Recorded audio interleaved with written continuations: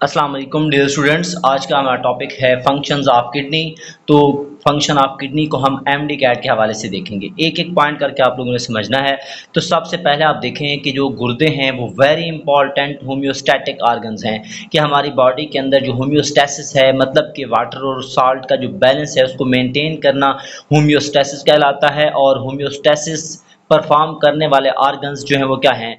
Kidney हैं।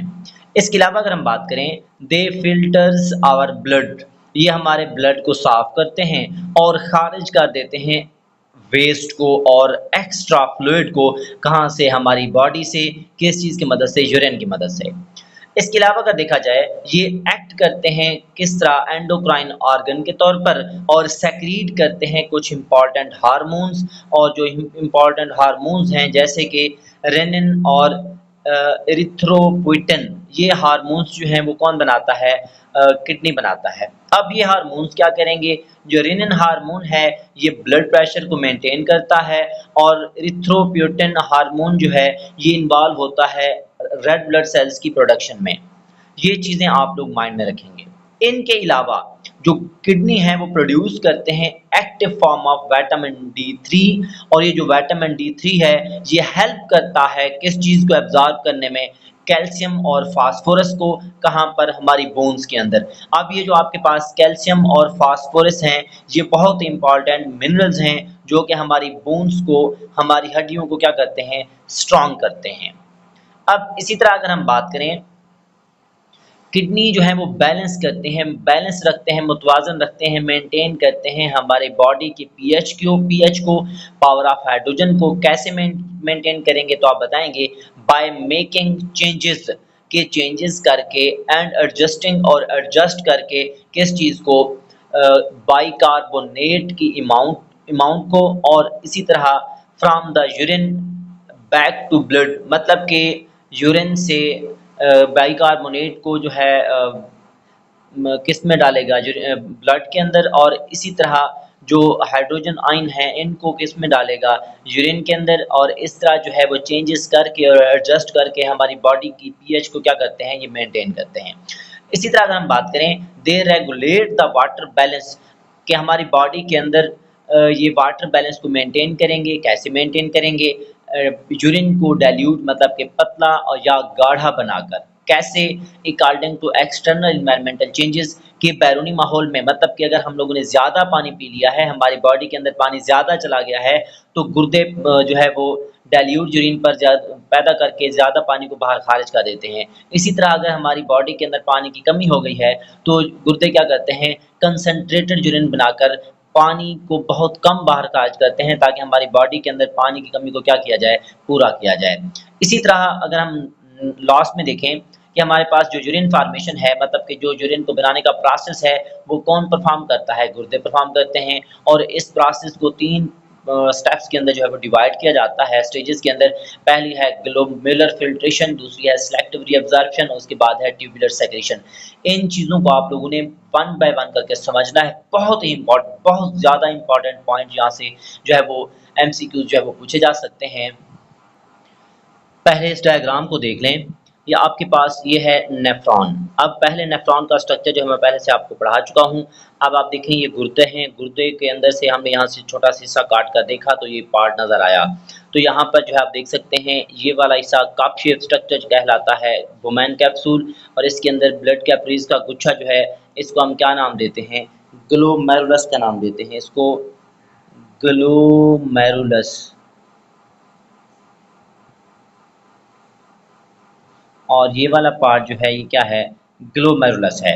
अब इसी तरह यहाँ से आगे ये वाली जो पहली बालदार नाली है इसको हम कहते हैं पीसीटी, मतलब प्रॉक्सिमल कन्वोल्यूटेड ट्यूब्यूल। इसी तरह ये आपके पास यू शेप स्ट्रक्चर है, इसको हम कहते हैं लूप ऑफ हेनले।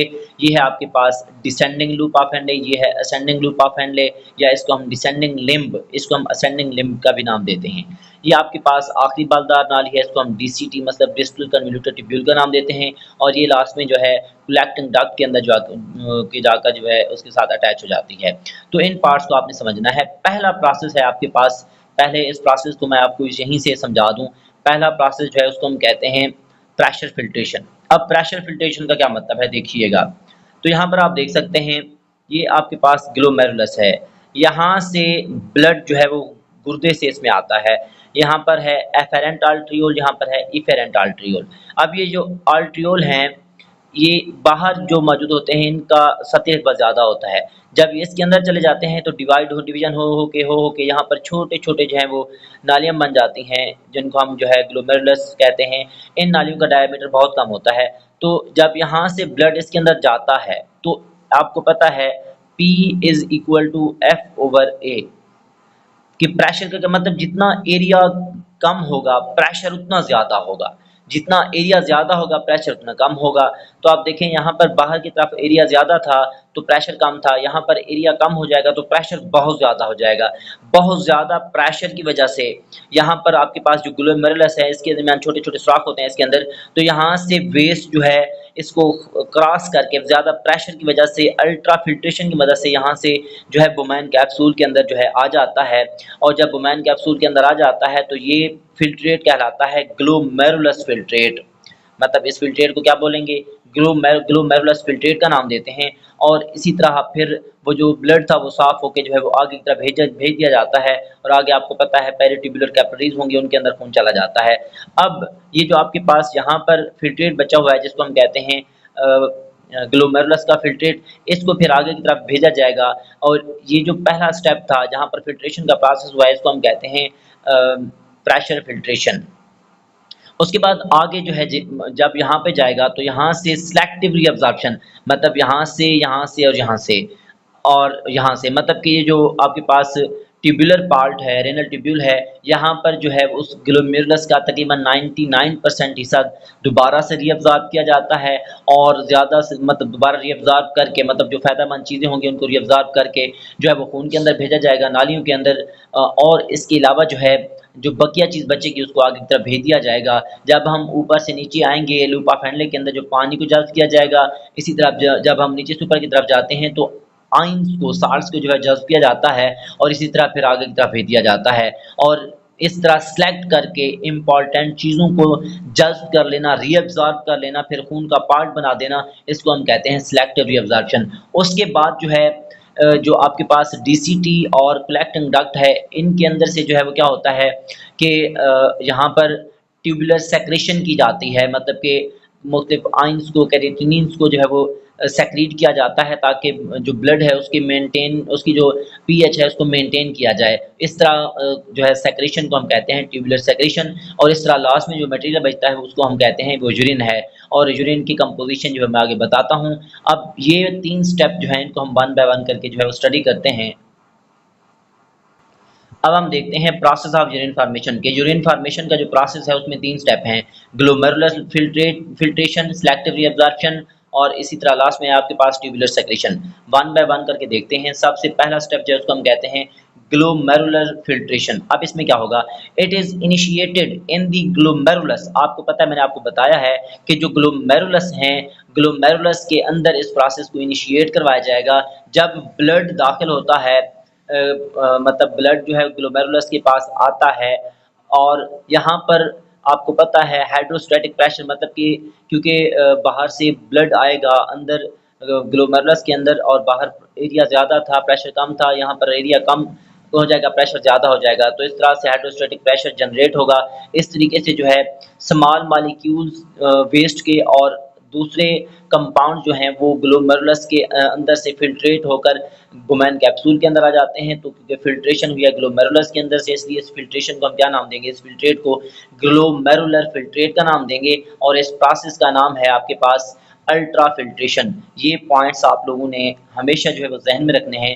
अब हम ये देखेंगे कि जो आपके पास फ़िल्ट्रेट बना है उसकी कंपोज़िशन क्या है? उसके अंदर water, electrolytes, amino acids, bicarbonates, nitrogenous waste वगैरह शामिल होते हैं, जैसे कि यूरिया, यूरिक एसिड और केराटिन वगैरह।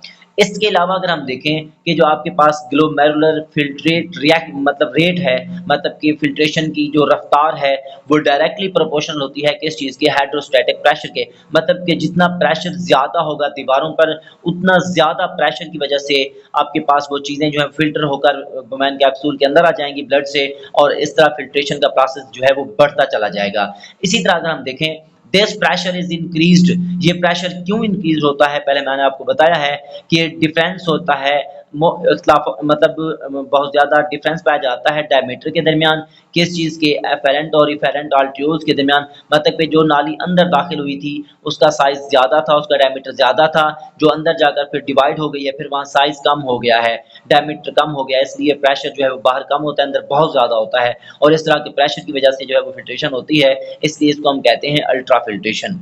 अब हम ये देखेंगे, यहाँ बहुत ज़्यादा इंपॉर्टेंट पॉइंट्स हैं कि 24 घंटों में गुर्दे रिसीव करते हैं 180 लीटर्स ऑफ ब्लड। जो हमारे बॉडी के अंदर जो 24 घंटों के अंदर ब्लड सर्कुलेशन होती है, तो गुर्दे 180 लीटर जो है वो रिसीव करते हैं ब्लड को, और फिल्ट्रेशन के बाद इट प्रोड्यूसेस, यहाँ पर सिर्फ और सिर्फ 2.5 लीटर जो है वो यूरिन बनता है नॉर्मल कंडीशन के दौरान। हाँ, अगर कंडीशन मतलब डिफरेंट है, अगर पानी की मिकदार बहुत कम है तो ये पेशाब बहुत कम बनेगा, यूरिन कम बनेगा, अगर पानी की मिकदार बॉडी में ज़्यादा है तो यूरिन जो है वो ज़्यादा बनता है। इसी तरह नेक्स्ट है आपके पास सिलेक्टिव रीअब्जॉर्प्शन। अब इसमें मैंने आपको बताया था कि ये जो प्रोसेस है वो ज़्यादातर रेनल ट्यूब्यूल, जैसे कि primary convoluted tubule, loop of Henle और डिस्टल ट्यूब्यूल के अंदर जो है वो मतलब वाक़ होता है, मतलब पहली बलदार नाली में, लूप ऑफ हैंडले में और आखिरी बलदार नाली के अंदर ये प्रोसेस होता है। अब इसमें क्या होता है कि यूज़फुल सब्सटेंसेस, वो जो फिल्ट्रेट बचा हुआ है जिसको फिल्ट्रेट किया गया है, उस फिल्ट्रेट में से यूज़फुल सब्सटेंसेस जो हैं, जो हमारी बॉडी के लिए फ़ायदेमंद हैं, उनको एक्टिवली या पैसिवली रीअब्सॉर्ब किया जाता है और उनको फिर से ब्लड के अंदर भेज दिया जाता है, किस चीज़ की मदद से, पेरिट्यूबुलर कैपिलरीज़ की मदद से। ये अहम पॉइंट माइंड में रखिएगा। अब ये देखें कि आपके पास जो प्राइमरी कन्वोल्यूटेड ट्यूब्यूल है या प्रॉक्सिमल कन्वोल्यूटेड ट्यूब्यूल है या पहली बालदार नाली है, वहाँ पे जो चीज़ें रीअब्सॉर्ब की जाती हैं उनके अंदर glucose, amino acids, sodium ion, water और इन सब चीज़ों को रीअब्सॉर्ब किया जाता है। इसी तरह लूप ऑफ हैंडले की अगर हम बात करेंगे तो ऊपर से नीचे आती लिम्ब के अंदर सोडियम और क्लोराइड आयन को रीअब्सॉर्ब किया जाएगा। इसी तरह अगर हम असेंडिंग मतलब कि नीचे से ऊपर की तरफ नाली के लिम्ब को देखें तो वहाँ पर वाटर को जो है, वहाँ पर जो है क्या किया जाता है, एब्ज़ॉर्ब किया जाता है, किस चीज़ को, कैल्शियम को और सोडियम को, और कैल्शियम और सोडियम को और वाटर को इन मतलब एब्ज़ॉर्ब किया जाएगा असेंडिंग लूप ऑफ हैंडले के अंदर। और इसी तरह सोडियम और कैल्शियम जो है वो रेगुलेट किए जाएंगे किसी की मदद से, हार्मोन की मदद से। इसी तरह अगर हम देखें कि कलेक्टिंग डक्ट के अंदर जो है रेगुलेटरी मतलब कि एडीएच एंटी डाययूरेटिक हार्मोन की मदद से जो है वाटर को रीअब्सॉर्ब किया जाता है। इसी तरह अगर हम बात करें कि हमारे पास जो 99% है फिल्ट्रेट का, उसको दोबारा से रीअब्सॉर्ब किया जाएगा और एक दिन में तकरीबन 1.5 लीटर जो है वो पेशाब बनकर, यूरिन बनकर जो है बॉडी से बाहर खारिज हो जाता है। इसी तरह अगर हम बात करें, नेक्स्ट है हमारे पास ट्यूबुलर सेक्रेशन। अब इसको हम एक्टिव सेक्रेशन का भी नाम देते हैं। ये प्रोसेस जो है वो कहाँ पर होता है, डिस्टल कन्वोल्यूटेड ट्यूब्यूल के अंदर और कलेक्टिंग डक्ट में।